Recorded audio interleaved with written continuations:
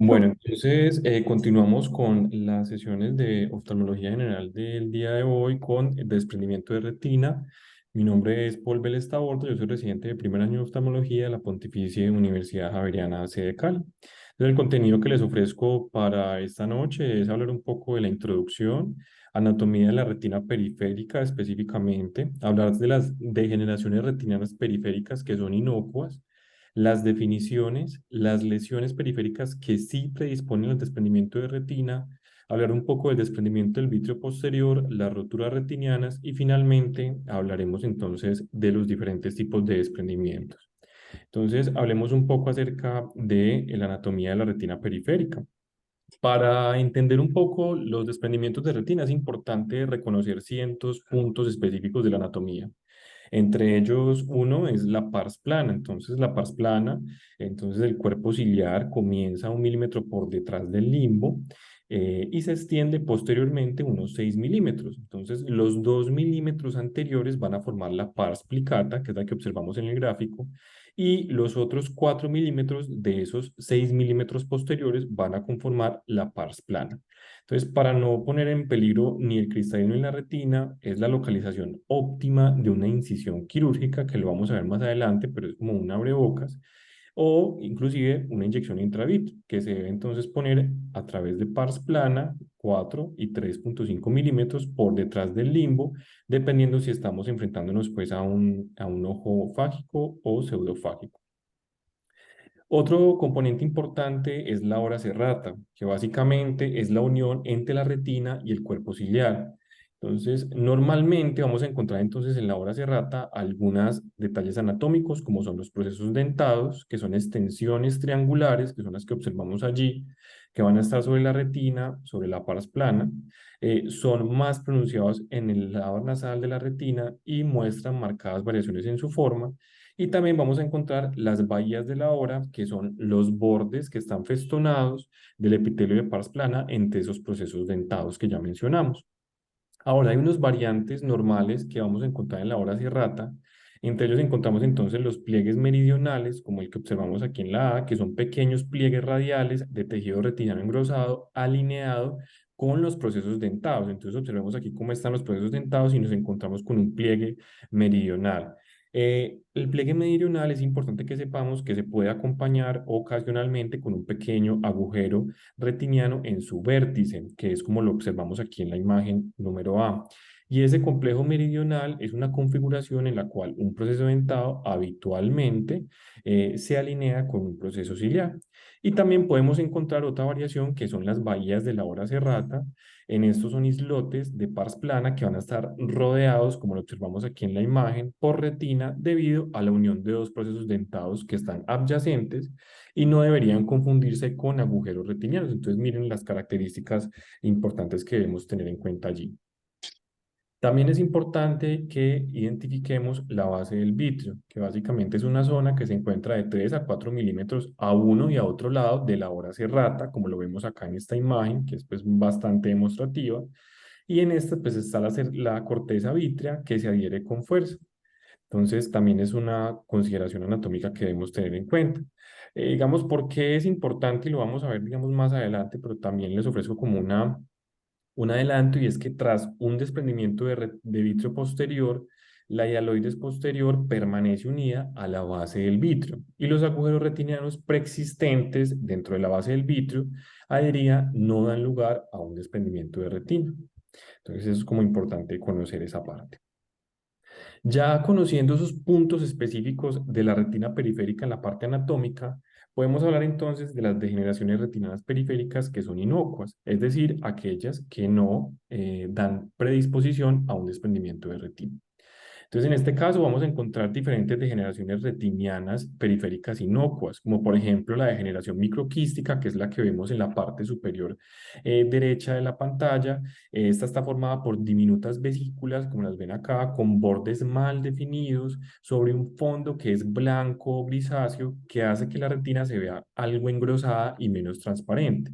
Entonces, la degeneración generalmente va a comenzar en la hora serrata y se extiende circunferencialmente y posterior con un borde suavemente ondulado.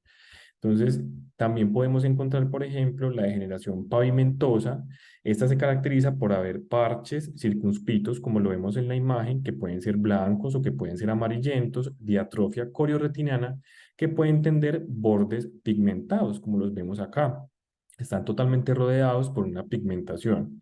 Estos se van a localizar generalmente en el ecuador o en la hora y es más frecuente en el fondo inferior y se presenta en algún grado hasta en el 25% en un ojo completamente normal. La degeneración reticular, o como la vemos en la imagen, la degeneración en panal, es un cambio asociado a la edad, es decir, un cambio senil que está formado por una fina red de pigmentación perivascular, como lo vemos en la imagen, que a veces se va a extender a través del ecuador, por detrás del ecuador. Las drusas periféricas son pequeñas lesiones que son pálidas, que pueden ser blancas, que pueden ser amarillentas, pero en general son pálidas, que pueden estar agrupadas o que pueden estar dispersas y tienen generalmente unos bordes hiperpigmentados, como los vemos en la imagen. Son similares a las drusas del polo posterior y suelen aparecer en ojos o en individuos de avanzada edad o ancianos. Igualmente podemos encontrar entonces los quistes de la pars plana. Esos quistes de la pars plana pues son quistes de pared que se pueden encontrar transparente, normalmente son pequeños, derivados del epitelio ciliar no pigmentado y pueden ocurrir hasta en el 5 al 10% de los ojos y son más frecuentes en la región temporal.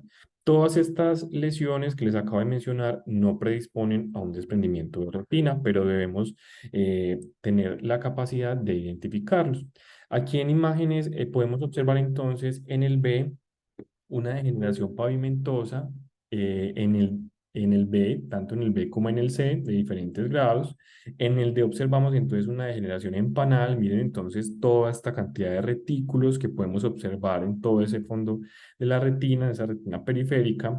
Y en la E entonces observamos diferentes drusas periféricas. Entonces recuerden que son esas lesiones que son amarillentas, que son pálidas y que están rodeadas por un halo pigmentado y que pueden estar agrupadas o estar aisladas en la retina periférica.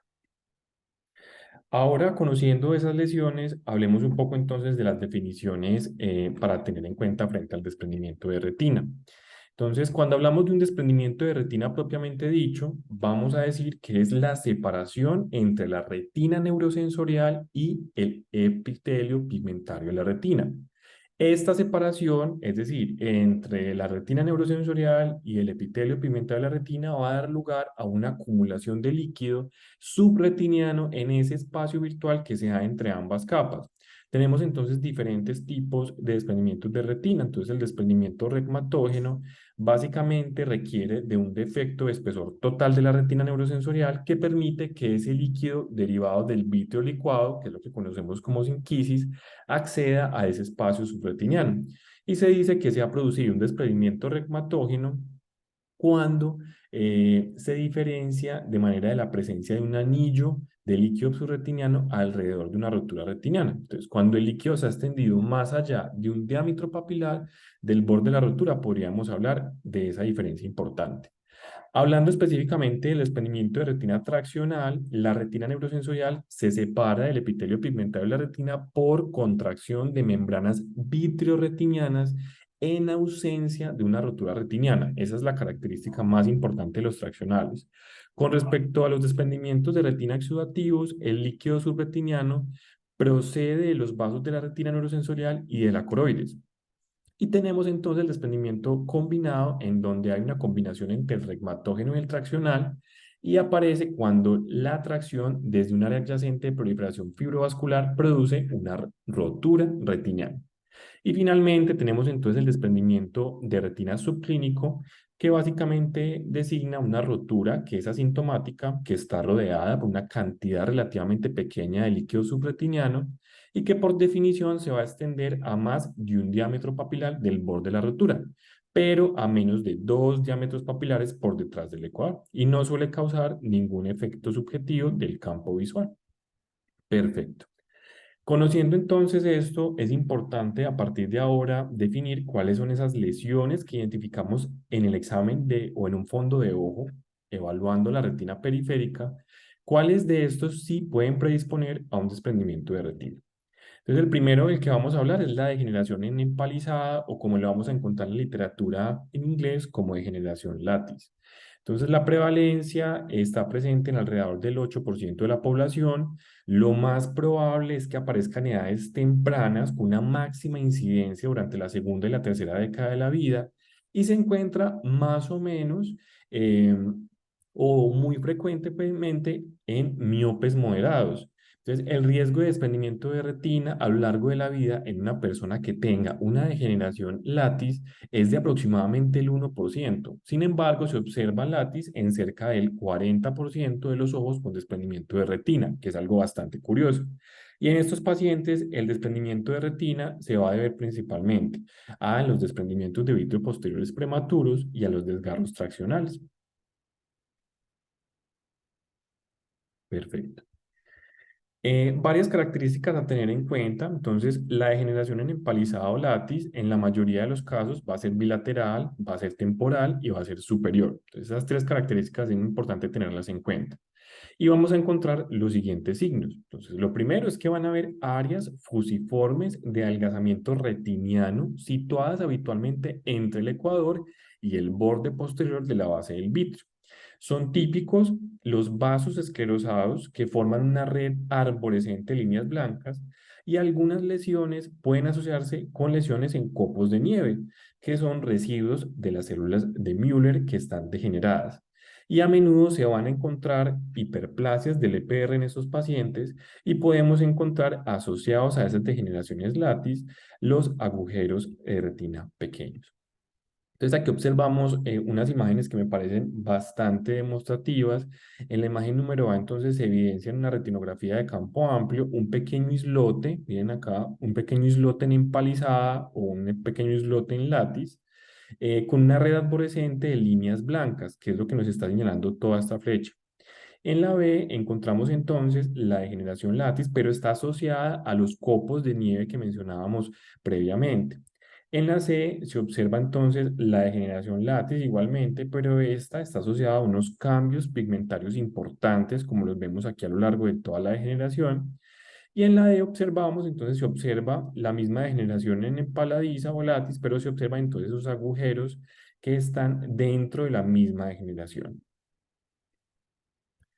Básicamente, entendiendo las complicaciones, no se producen en general complicaciones en la mayoría de ocasiones. Pueden formarse desgarros como consecuencia de un desprendimiento de vitrio posterior. A veces se ve una degeneración latis sobre la solapa del desgarro y los agujeros atróficos pueden dar lugar a un desprendimiento de retina hasta en el 2%.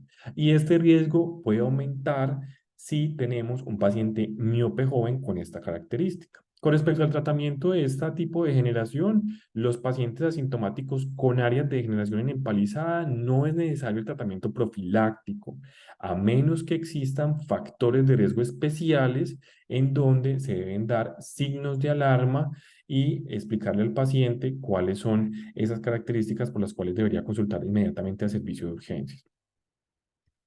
Tenemos la degeneración en baba de caracol. La degeneración en baba de caracol se caracteriza por tener bandas bien definidas de copo de nieve, muy compactos, que a un aspecto como escarchado a la retina periférica. Ya lo vamos a ver en una imagen para que sea mucho más gráfico. Algunos autores lo consideran una precursora de la degeneración en empaladiza o la degeneración latis, y rara vez hay contracción vítrea excesiva, por lo que no suelen producirse desgarros en herradura, aunque son relativamente frecuentes los agujeros redondos y no es necesario ningún tipo de tratamiento profiláctico cuando se presentan estas lesiones. Entonces aquí vemos entonces la degeneración en baba de caracol. Pues la imagen es muy gráfica porque se denomina de esta manera. Y en el B observamos entonces unos islotes de degeneración en baba de caracol, algunos de los cuales vamos a encontrar con pequeños agujeros retinianos como los que señala la flecha. Y aquí tenemos entonces una imagen en ampliación donde se observa de más cerca la degeneración en baba de caracol, en este caso un islote completo con agujeros presentes en la misma. Tenemos el penacho retiniano quístico, que también se puede llamar un parche granular o roseta retiniana. Es una anomalía congénita en donde se observa una lesión blanquecina, redonda u ovalada ubicada en la retina ecuatorial o periférica. Se asocia una pigmentación en su base y se encuesta compuesta principalmente por tejido glial. Puede producir entonces adherencias vitroretinianas y pueden contener agujeros redondos como desgarros en la herradura. El 5% de la población lo podría tener y puede estar bilateral en el 20% cuando se encuentra uno, y son responsables hasta el 5 al 10% de los casos de desprendimiento de retina cuando se identifica. El riesgo en un ojo con un penacho retiniano quístico va a ser inferior al 1%. La imagen que nos representa el penacho retiniano quístico es esta, pues creo que es la mejor imagen que encontré donde se puede identificar el penacho retiniano quístico, y además se puede observar en todo el centro un agujero redondo retiniano que está componiendo ahí también esta lesión, esta degeneración. Tenemos entonces la retinosquisis degenerativa, tiene una prevalencia del 5% de la población, que va a ser mayor en pacientes mayores de 20 años y especialmente en hipermétropes. Los síntomas, entonces, no hay fotopsias ni mioesopsias porque no hay tracción, y raro un defecto en el campo visual. En ocasiones se pueden encontrar entonces hemorragias vítreas o desprendimiento de retina progresivos. ¿Qué signos vamos a encontrar? Entonces, se pueden encontrar de manera bilateral hasta en el 80%. Va a ser difícil distinguir entre las características típicas y reticulares. Algunos ítems que encontré en la literatura es que en la típica se puede encontrar una capa interna más fina y digamos, más prominente, pero también se pueden deber a comportamientos y complicaciones completamente iguales. Digamos que las complicaciones son infrecuentes, el desprendimiento de retina va a ser raro, con una incidencia que también es menor al 1%, y en el desprendimiento de retina asintomático difícilmente va a ser progresivo y rara vez se va a encontrar una hemorragia vítrea. El tratamiento, entonces, aunque el desprendimiento de retina es raro, conviene explicar a todos los pacientes sus síntomas, sobre todo si tienen agujeros en ambas capas. Entonces, si se presenta una pequeña retinosquisis degenerativa periférica que está descubierta por casualidad, sobre todo si no presenta roturas en ambas capas, entonces no va a requerir ningún tipo de revisión. Pero si tenemos una retinosquisis degenerativa que es grande, debe vigilarse periódicamente, sobre todo si hay roturas en ambas capas o se extiende por detrás del ecuador. Y son útiles la retinografía y la campimetría, así como la OCT, si hay extensión posterior. La OST pues también nos va a servir para distinguir entre la retinosquisis degenerativa y un desprendimiento de retina. La retinopexia o la reparación quirúrgica puede estar indicada si existe una progresión constante hacia la fobia, o en cuyo caso debe descartarse si hay una complicación asociada, que es el desprendimiento de retina en este caso. Y la hemorragia vítrea puede ser recurrente, que es recurrente en estos casos, podría requerir una vitrectomía. Aquí vemos entonces en la imagen número A cambios iniciales a una retinosquisis. Ya en la imagen B, pues vemos una gráfica donde se observan las roturas en capas en la retina interna y en la retina externa. Y en la C se observa ya una gran rotura en la capa externa de la retina, que definitivamente puede aumentar de manera importante el riesgo del desprendimiento de retina. Hablemos ahora del blanco con presión y del blanco sin presión. Entonces, el blanco con presión son básicamente áreas de la retina que adoptan un aspecto traslúcido, blanco y grisáceo mediante una indentación escleral. Entonces, cada área tiene una morfología fija que no cambia al mover esa indentación, y a menudo se presenta en ojos normales y puede asociarse con una adhesión fuerte de gel vítreo. Entonces, también puede observarse junto al borde posterior, entonces, áreas de degeneración en látiz, degeneración en baba de caracol, o también se puede asociar con retinosquisis adquirida. Entonces, aquí vemos entonces el blanco sin presión, entonces esa zona de la retina que adopta un aspecto que es traslúcido, que es blanco, en algunas zonas puede ser un poco más, digamos, grisáceo que en otras, y la característica más importante es que no cambia al mover la indentación. Con respecto al blanco sin presión, entonces va a tener el mismo aspecto del blanco con presión, pero va a aparecer sin indentación escleral. Entonces van a haber zonas de adhesión bastante potentes, un vítreo condensado. Y si se encuentra un blanco sin presión en el otro ojo de un paciente con un desgarro gigante espontáneo, se debe considerar un tratamiento profiláctico. Entonces hay que tener eso muy en cuenta. Aquí vemos entonces en esta imagen un blanco sin presión con un desgarro retiniano que está aquí señalando la flecha blanca, la flecha larguita blanca. Y se presenta acá en la parte inferior una pseudoruptura adyacente, que es lo que nos señalan las dos flechas pequeñas. La atrofia coroidea miópica es una despigmentación coroidea difusa o circunscrita que está asociada frecuentemente al adelgazamiento de la retina y se localiza típicamente en el polo posterior y el área ecuatorial de los ojos con pacientes con diagnóstico de miopía magna. Los agujeros retinianos que se forman en la retina atrófica pueden dar lugar al desprendimiento de retina. Entonces, miren este fondo coroideo miópico que se observa en este paciente. Básicamente se evidencian esas zonas de atrofia que están totalmente esparcidas o divulgadas por todo el polo posterior y que dan muestra de un adelgazamiento importante de la retina. Ya conociendo entonces cuáles son esas lesiones que predisponen al desprendimiento de retina, hablemos un poco acerca de estos eventos.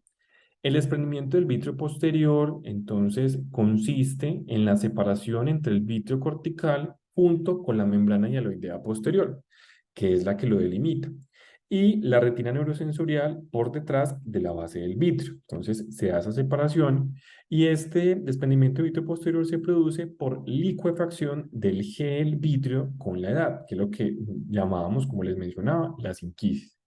Esto da formación de cavidades llenas de líquido y se presentan las consiguientes condensaciones vítreas, que es lo que denominamos la sinéresis, pasando el vítreo licuado al espacio perretiniano a través de las dehiscencias en el gel cortical, y esto es lo que ocasiona entonces que se empiecen a presentar esos desprendimientos.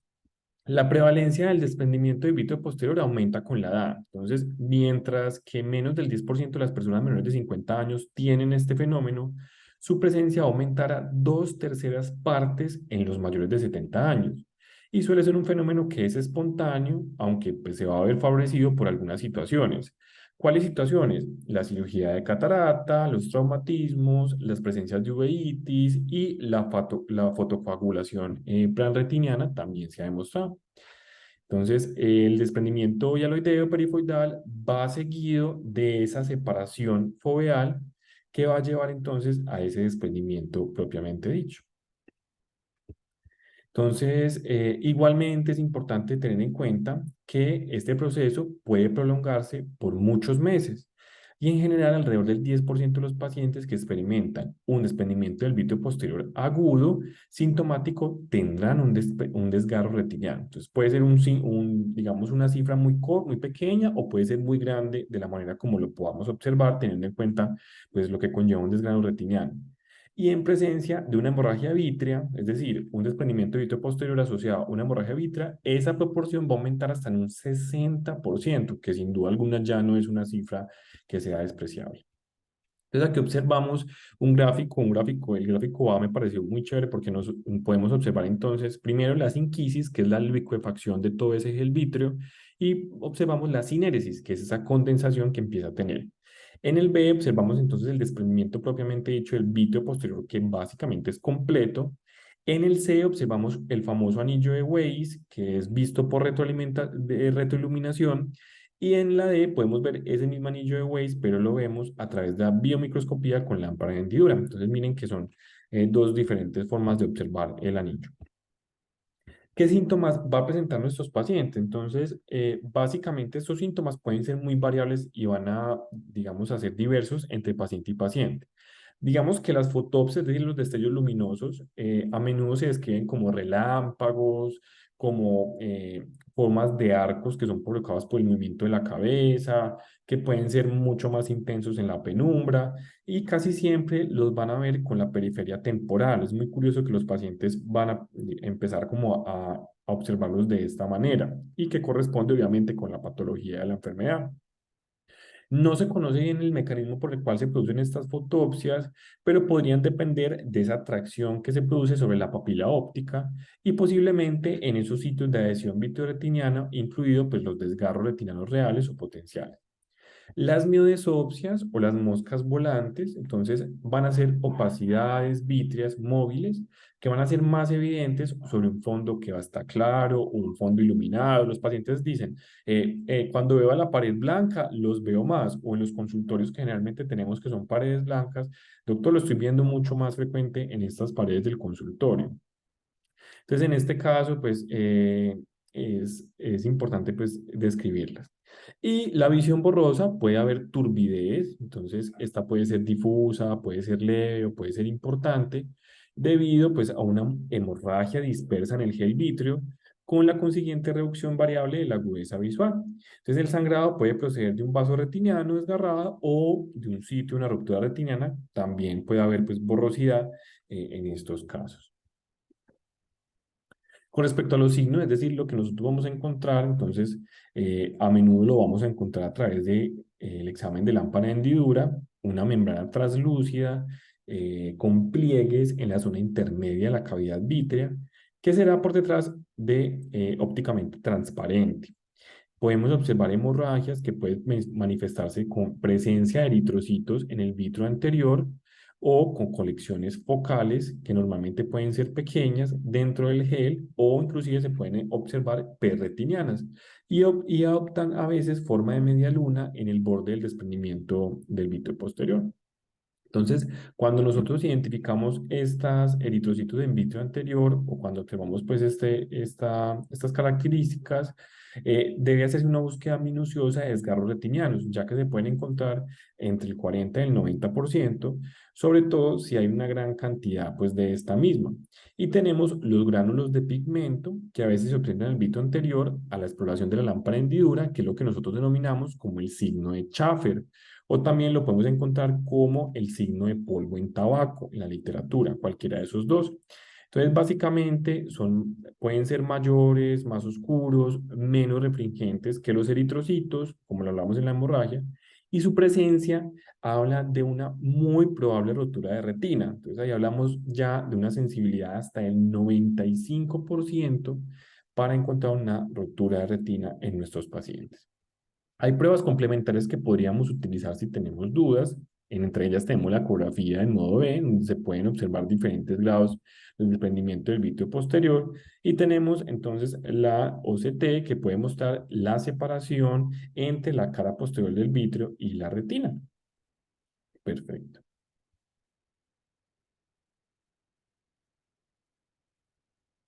Con respecto al tratamiento, los pacientes con síntomas agudos de desprendimiento del vítreo posterior deben ser examinados en menos de 24 a 48 horas por un oftalmólogo. Los factores de riesgo que aumentan la probabilidad de tener un compromiso importante es la miopía, el antecedente personal o familiar de desprendimiento de retina, los síndromes de alto riesgo como el síndrome de Stickler, la pseudofaquia, y los síntomas como defectos en el campo visual, la pérdida súbita o aguda de la visión y moscas volantes que son muy ostensibles. A la exploración, entonces, se examina si hay sangre o pigmento en el vitro anterior. Ya vimos que cada uno de ellos aumenta un 40, un 60% y un 95% de tener roturas. Se hace un examen minucioso de la retina hasta la hora cerrada en un 360 grados con oftalmoscopía indirecta binocular. Y si existen 10 o más células vítreas en unas de 1 milímetro en una lámpara hendidora, la incidencia de una rotura de retina en el otro ojo asintomático puede ser mayor al 30%. Si no hay hallazgos sospechosos, como por ejemplo la sangre en el vítreo de la exploración, y no hay factores de riesgo previos, no es necesario hacer nuevas revisiones. Y si hay riesgo, se puede hacer una revisión entre 1 a 6 semanas, dependiendo de las características o los factores de riesgo que tengan nuestros pacientes. En los pacientes que tengan importantes miodesobsias o que esa sea su queja principal, hay un mayor riesgo de rotura retiniana. Y se deben dar siempre los signos de alarma por escrito. Las miodesopsias se van a atenuar y serán menos perceptibles con el tiempo, y en casos excepcionales se requerirá entonces una vitrectomía para poder tratarlas. La hemorragia vítrea difusa, que oculta el fondo de ojo, puede tener un riesgo elevado de rotura retiniana hasta el 90% y desprendimiento de retina hasta el 40%. Aquí siempre se debería hacer una eco modo B hasta la resolución de la hemorragia vítrea completamente. Hablando específicamente de la rotura retiniana, entonces estas se van a formar debido a tracciones en zonas de adhesión vitroretiniana.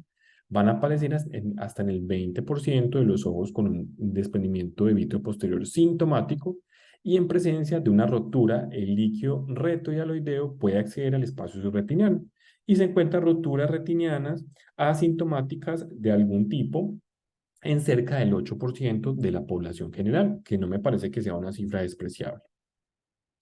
Con respecto al cuadro clínico, debemos observar tres cosas importantes: la cronología, la localización y la morfología. Con respecto a la cronología, se producen cuando aparecen los síntomas de un desprendimiento de vitro posterior o poco después. La minoría, cerca del 5%, pueden tardar varias semanas después de la presentación clínica del DVP. Con respecto a la localización, suelen situarse en la parte superior de la retina, mayor temporal que la nasal, y las roturas maculares son raras y cuando ocurren van a ser redondas y afectar principalmente ojos miopes. Con respecto a la morfología, pueden ser planas o asociarse con un halo de líquido subretiniano alrededor, y si el líquido se extiende a más de un diámetro papilar del borde de la rotura, se dice que hay un desprendimiento de retina. Aquí tenemos entonces diferentes tipos de desgarros. El primero entonces es un desgarro de nudo, el desgarro en herradura, que tan conocido que es. Básicamente, como se observa en la imagen, es un colgajo cuyo vértice está levantado por una tracción del vítreo, mientras que la base está completamente unida a la retina. Los desgarros operculados, como los que señala aquí la flecha, son los que hay un colgajo que ha sido separado totalmente la retina del gel vítreo, desprendido y deja una rotura redonda u ovalada, aquí como les señalo, y el trozo de retina arrancado se va a denominar opérculo. Entonces, el opérculo es básicamente lo que señala la flecha y suele verse suspendido de la cavidad vítrea cerca de la rotura o, digamos, adherida inclusive a la misma, aunque a veces pues no podríamos encontrar ninguna pista al respecto. Tenemos los agujeros retinianos. Estos agujeros retinianos son redondos, son ovalados, normalmente son más pequeños que los desgarros y se comportan con un menor riesgo de desprendimiento de retina, que de producirse, pues suele ser un desprendimiento de retina que es plano, que es de progresión lenta, en una mujer joven con miopía, y no es necesario que exista un desprendimiento vítreo posterior, pero si hay separación vítrea, puede verse el opérculo en la cavidad vítrea vecina. Tenemos entonces la diálisis, que es un desgarro circunferencial a lo largo de la hora serrata y habitualmente se produce a consecuencia de una contusión ocular. Es importante señalar que el gel vítreo se mantiene unido en su borde posterior, como lo vemos en la imagen, y típicamente se ve como una gran rotura muy periférica con un borde regular que está enrollado, como lo vemos allí, como si estuviéramos enrollando un papel tapiz. Y tenemos entonces el desgarro retiniano gigante, que es una variante del desgarro en herradura, que por definición va a afectar 90 grados o más de la circunferencia retiniana. A diferencia de la diálisis, el gel vítreo permanece anclado en el borde anterior del desgarro y se localiza por lo general en la retina, justo por detrás de la obra serrata o más rara vez en el ecuador.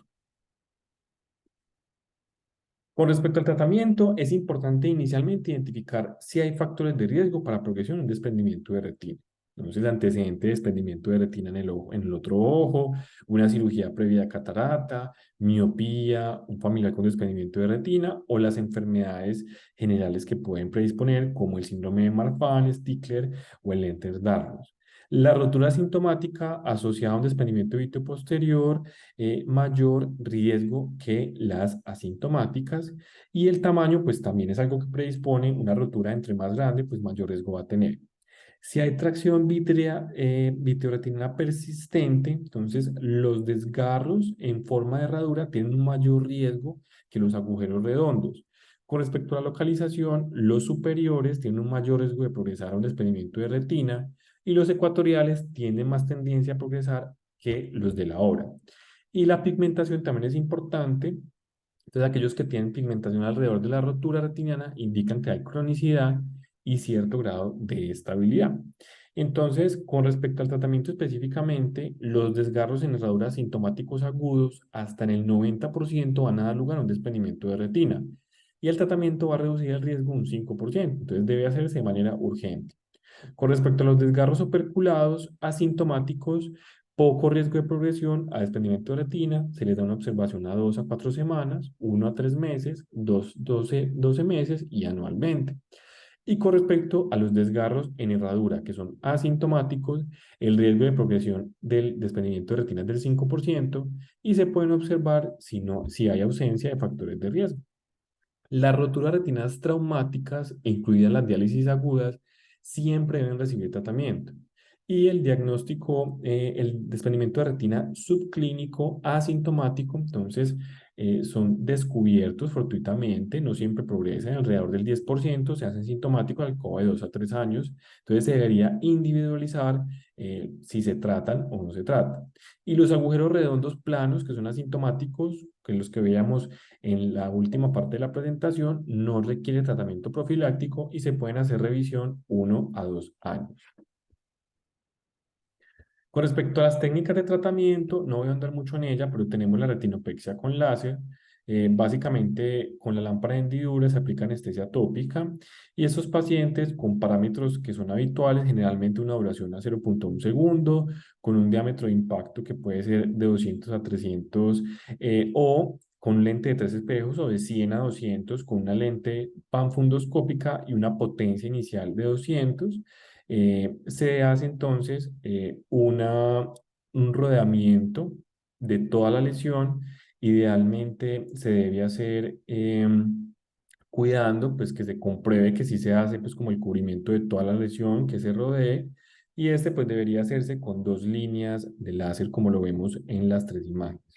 Entonces, la número A vemos entonces una retinopexia con láser que se realizó en un desgarro en herradura, en la B en un agujero retiniano que es, digamos, muy claro, y en la C, pues, a una perforación reciente. Entonces, ahí se pueden observar cómo se realiza. Y tenemos la criorretinopexia, que básicamente lo que busca entonces es llevar a una temperatura que generalmente es a menos 85 grados centígrados y apoyados con un blefarostato y con anestesia subconjuntival o regional, se pasa una sonda de crioterapia a través de una sonda de crioterapia por delante de un manguito de goma, se purga el instrumento y se realiza bajo visualización, se indenta y se pisa pedal hasta que se observe el blanco en la retina, que es lo que se busca hacer como la crioterapia en esta parte. Entonces en la imagen se ve entonces la pigmentación y atrofia corioretiniana tras la crioterapia profiláctica en varias roturas retinianas en este gráfico que observan allí. Ya después de hablar del desprendimiento de vitrio posterior y de las roturas retinianas, que son sin duda alguna 2 partes muy importantes, hablemos ahora sí de los desprendimientos propiamente dichos. Entonces, inicialmente tenemos el desprendimiento de retina regmatógeno, ya lo habíamos descrito previamente. Es una incidencia anual de 1 por cada 10.000 personas, afecta ambos ojos en alrededor del 10%. Es una rotura retiniana asociada a tracción vitreoretiniana que permite la acumulación del vitrio licuado bajo la retina neurosensorial y hace que ésta se separe del EPR. En este caso, más del 40% de los desprendimientos de retina ocurren en ojos miopes, mayor riesgo cuando más alto sea el defecto en la refracción, y las degeneraciones vítreas y el desprendimiento del vitrio posterior, la degeneración en látiz y en baba de caracol son frecuentes encontrarlos en pacientes con miopía y como tal en este tipo de desprendimientos. Básicamente, con respecto a la distribución de las roturas, estas se presentan 60% en el cuadrante temporal superior, 15% en el nasal superior, 15% en el temporal inferior y 10% en el nasal inferior. Recordar que el 50% de los ojos con desprendimiento de retina tienen más de una rotura, a menudo separadas por menos de 90 grados. Y la configuración del líquido subretiniano, entonces la difusión de este líquido va a depender de la gravedad, donde se ubicado, de los límites anatómicos, la hora serrata, el nervio óptico y la localización de la rotura. Entonces, en este caso, tenemos algo muy importante que son las reglas de Linkoff modificadas, que básicamente nos hablan de esa localización del líquido subretiniano dependiendo de a qué nos estamos enfrentando con el desprendimiento. Entonces, digamos, si tenemos un desprendimiento de retina inferior, como lo vemos en el A, inferior plano, el líquido subretiniano está algo más elevado que en el lado temporal, va a apuntar a la ruptura primaria ubicada inferiormente a este lado. Entonces, una ruptura primaria localizada a las 6 horas, como lo vemos en el segundo gráfico, causará un desprendimiento de retina inferior con el mismo nivel de líquido subretiniano a ambos lados, es decir, al derecho y a la izquierda. En un desprendimiento de retina que sea inferior buloso, como lo vemos en el gráfico número C, la rotura primaria suele estar por encima del meridiano horizontal. Y si la rotura primaria se localiza en el cuadrante nasal superior, el líquido subretinial rodeará la papila y luego subirá por el lado temporal hasta el nivel de la rotura primaria, como lo vemos en el número D. Con respecto a NLE, se observa entonces un desprendimiento de retina que es subtotal, con una cuña superior, que es la que vemos en color rojo, de la retina aplicada, que suele ser consecuencia de una rotura primaria localizada en la periferia junto a un borde más alto. Y en la imagen número 6, que es la última, se presenta cuando el líquido subretiniano cruza la línea media vertical por arriba y la rotura primaria está más o menos a las 12 horario y el borde inferior corresponde al lado del desgarro. Básicamente, ¿cuál es la presentación clínica? Entonces, los síntomas, el 60% de los pacientes van a referir fotopsias y miodesopsias, similares entonces al desprendimiento de vítreo posterior agudo. Después de un periodo variable de tiempo, van a tener entonces un defecto relativo en el campo visual periférico en forma de cortina que va a progresar hasta una visión central en cortina. Es muy curioso que los pacientes reporten que esto va a desaparecer en la mañana y vuelve y aparece. Eso se produce gracias a que durante la noche, especialmente por las características de la gravedad, se produce una reabsorción de ese líquido subretiniano y puede que en la mañana el paciente presente pues como unos síntomas de mejoría. Y es muy curioso que los pacientes lo digan. Yo me levanté, estaba mucho mejor, pero ahora que estamos pasando las 11 del mediodía, nuevamente tengo los mismos síntomas que tenía ayer en la noche. Con respecto a los signos, entonces vamos a encontrar un defecto pupilar aferente relativo, en un desprendimiento de retina que es extenso. Podemos encontrar una presión intraocular que es 5 milímetros de mercurio más baja respecto al ojo normal, pero si es excesivamente baja, podríamos asociar entonces un desprendimiento coroideo. Podemos encontrar iriditis, es común, pero normalmente es leve. Podemos encontrar polvo de tabaco, es decir, células pigmentarias en el vítreo anterior o lo que ya habíamos llamado como signo de Schaffer.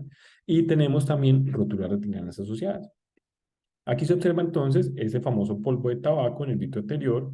Entonces aquí se observa un número sustancial de células hemáticas o inflamatorias en el vítreo anterior, que también es un hallazgo bastante específico de este tipo de desprendimientos. Cuando tenemos un desprendimiento de retina que es reciente, entonces vamos a encontrar un desprendimiento de retina con una configuración que es convexa y un aspecto ligeramente opaco y arrugado debido al edema retiniano. Y vamos a tener una pérdida del patrón de la coroide subyacente y los vasos sanguíneos retinianos se van a ver mucho más oscuros que en la retina aplicada como tal.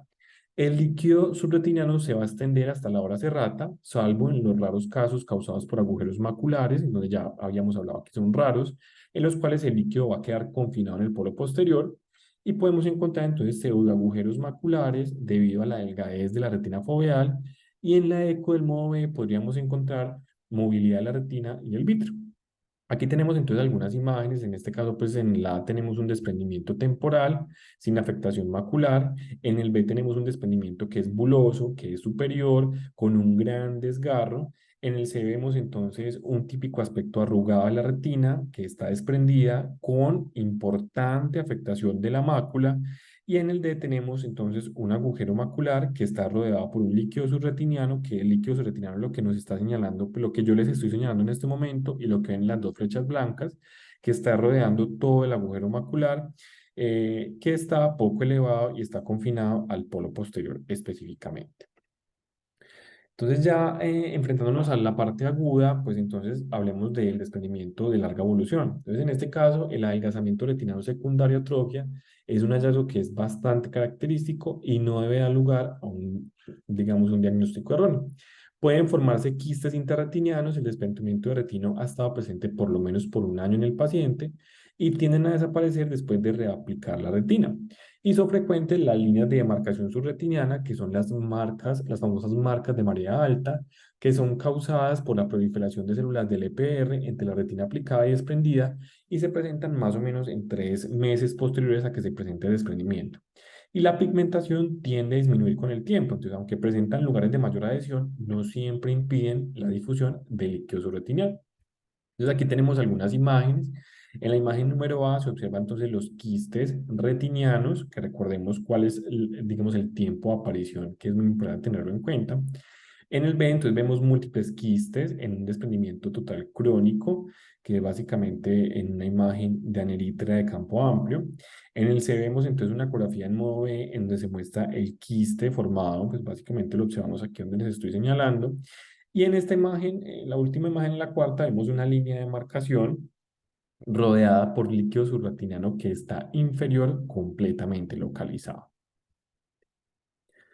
Con respecto a la vitreoretinopatía proliferativa, básicamente se debe a la formación de membranas epirretinianas y subretinianas, cuya contracción va a dar lugar a las tracciones retinianas tangenciales y a la formación de pliegues retinianos fijos. Entonces, por lo general, las vitreoretinopatías proliferativas se producen después de una cirugía de desprendimiento de retina reumatógeno o una herida penetrante, también lo podríamos encontrar, aunque pueden ocurrir en ojos con desprendimiento de retina reumatógeno que no han sido operados igualmente. Entonces los podríamos encontrar tanto en pacientes llevados a cirugía como pacientes que no han sido intervenidos nunca y que tienen un desprendimiento de retina crónico. Y básicamente, ¿qué vamos a encontrar? Entonces son pliegues retinianos eh, asociados con una importante rigidez y tienen una clasificación importante, que es el grado A, que es la mínima, donde simplemente vamos a encontrar turbidez vítrea difusa y vamos a encontrar polvo de tabaco. En la B es la moderada, donde se observa una superficie de retina que está arrugada, con menor movilidad del bigel vítreo y bordes de las roturas retinadas que van a estar enrolladas con tortuosidad de vasos y rigidez. En el grado C ya vemos una vitreoretinopatía proliferativa intensa con pliegues rígidos de todo el espesor de la retina, que van a verse como de forma estrellada, con densas condensaciones y bandas vítreas, y puede ser anterior o puede ser posterior.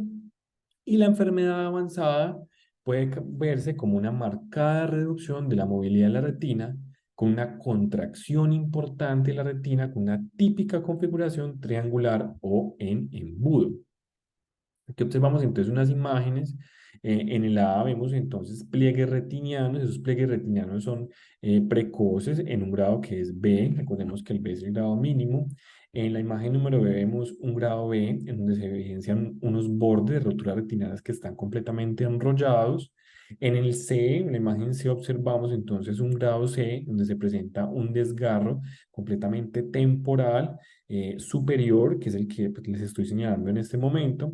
Y en la última imagen, entonces observamos un grado C con un pliegue estrellado que es totalmente ostensible a toda la retina. Entonces, con respecto al desarrollo de la vitreoretinopatía proliferativa, tenemos este esquema que me gustó mucho. En la A, entonces, vemos esa sinéresis vítrea que es acusada. Entonces, miren cómo se presentan esas condensaciones y esa liquefacción del vítreo. En el B vemos el desprendimiento de retina total sin observarse, pues, como la adhesión a este. El vítreo contraído está condensado y está adherido completamente al ecuador de la retina. Ya en la imagen inferior a la izquierda vemos entonces eh, un evento precoz con gel vítreo retraído anteriormente y pliegues retinianos circunferenciales que se presentan en todo el ecuador, que son los que están observando aquí completamente en blanco. Y en la D ya vemos una vitreoretinopatía avanzada con un desprendimiento de retina que está en embudo y está cruzado por densas membranas vítreas ubicadas en todo el ecuador. Con respecto al tratamiento, entonces se debe hacer cirugía urgente. Básicamente, las indicaciones en general es que se presente un desprendimiento de retina que sea sintomático y que sea agudo, una ruptura superior o grande, una hemorragia vítrea reciente, densa, con ecografía que muestre un desprendimiento de retina, y claramente en este caso, pues los pacientes se les debe minimizar la actividad, se les debe pedir reposo en cama con cabeza girada Y en esta imagen observamos entonces un desprendimiento de retina que es temporal y superior. Afortunadamente pues vemos que la mácula está intacta, pero tiene un riesgo inminente de que esta mácula esté comprometida. Definitivamente es un paciente que debe ser llevado de manera rápida a cirugía.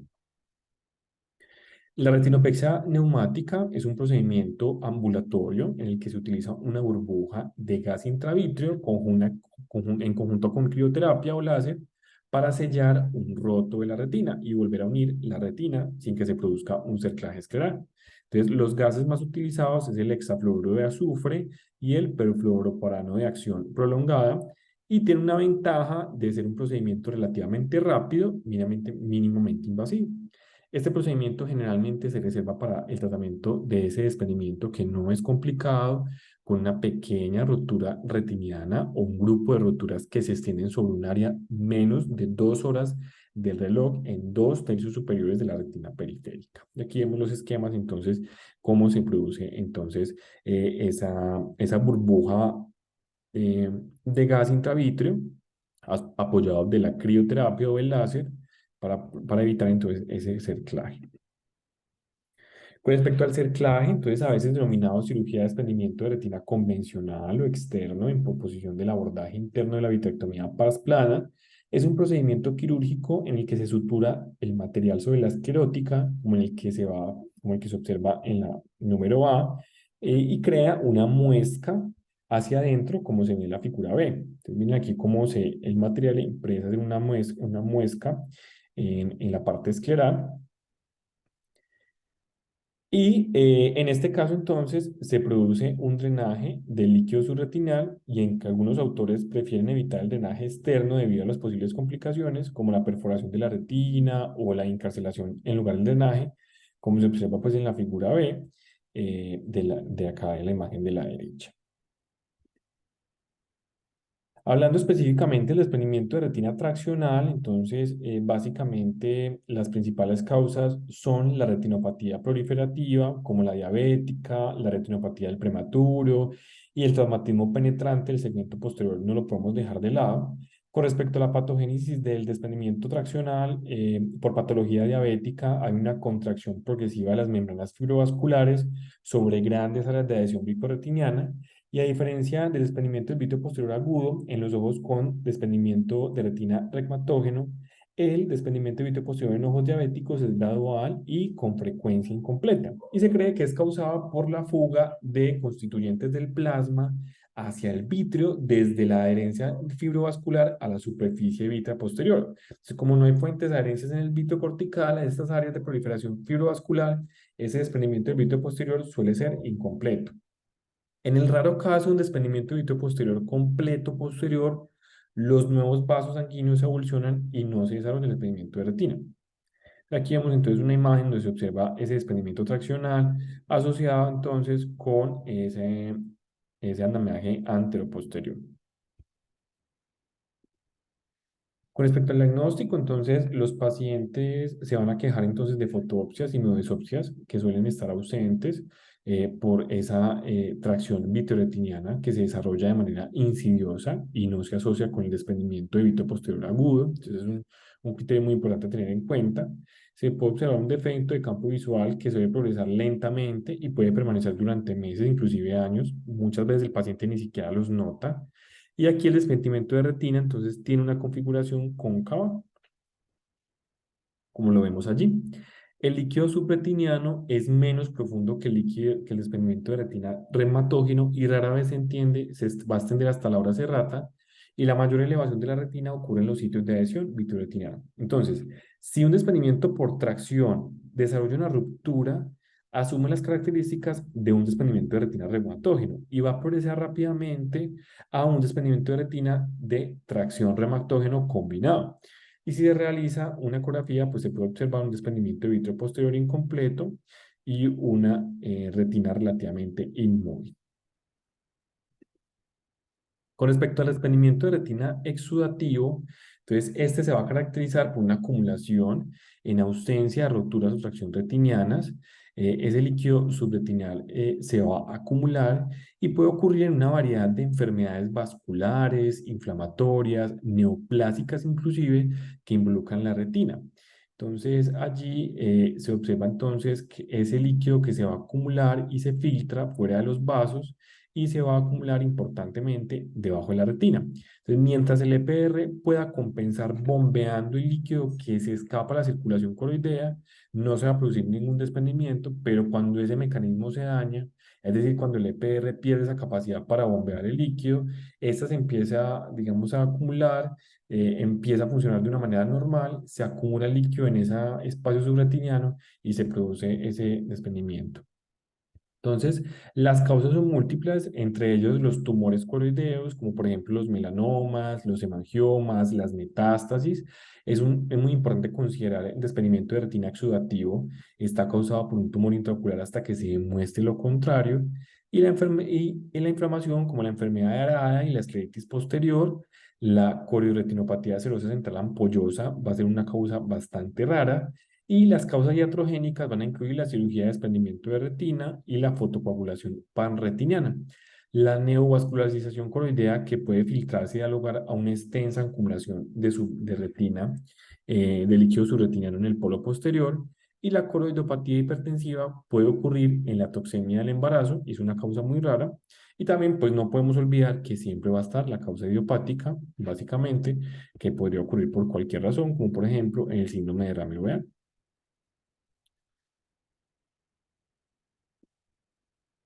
Perfecto. Entonces, los síntomas, entonces, básicamente va a depender totalmente de la causa por la cual se está dando este desprendimiento. Puede haber un defecto en el campo visual repentinamente o puede progresar rápidamente. Con respecto a los signos, entonces aquí se puede observar el desprendimiento que tiene una configuración que es convexo, como un desprendimiento de retina reumatógeno, pero su superficie es lisa y no va a estar corrugada a diferencia del otro.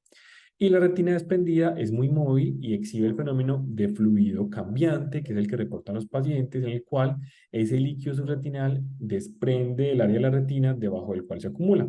Y en la posición vertical, el líquido se va a acumular debajo de la retina inferior, pero al adoptar la posición supina, durante varios minutos la retina inferior se aplana y el líquido se desplaza hacia atrás, desprendiendo la retina superior.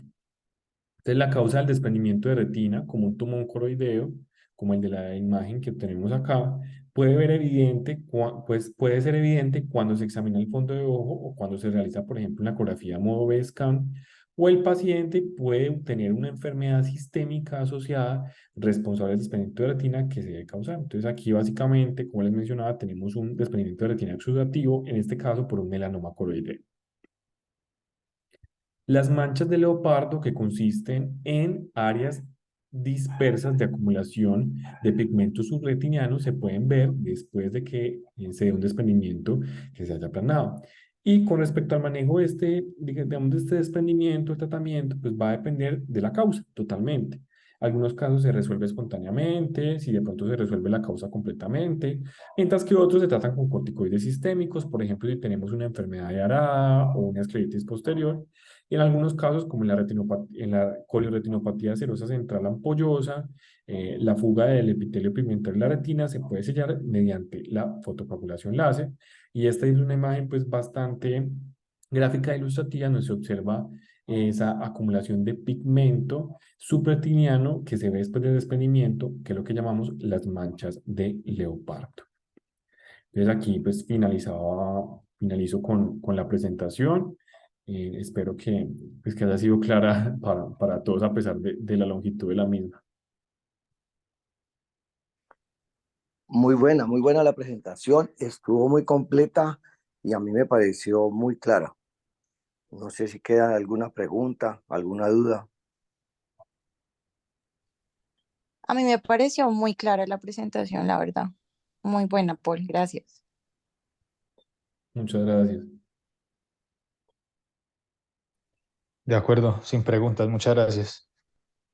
Bueno, señores, qué pena con ustedes tanto cambio de horario y que la demora, pero pues siempre se presentan cositas. Igual por fin terminamos con los temas. Todo salió muy bien. Doctor, muchísimas gracias a usted. Nos estamos entonces hablando. Listo, doctor, que tenga una feliz noche. Muchas gracias a todos. Una feliz noche. Gracias, Descanse. feliz noche. Hasta luego. Gracias, doctor. Ego.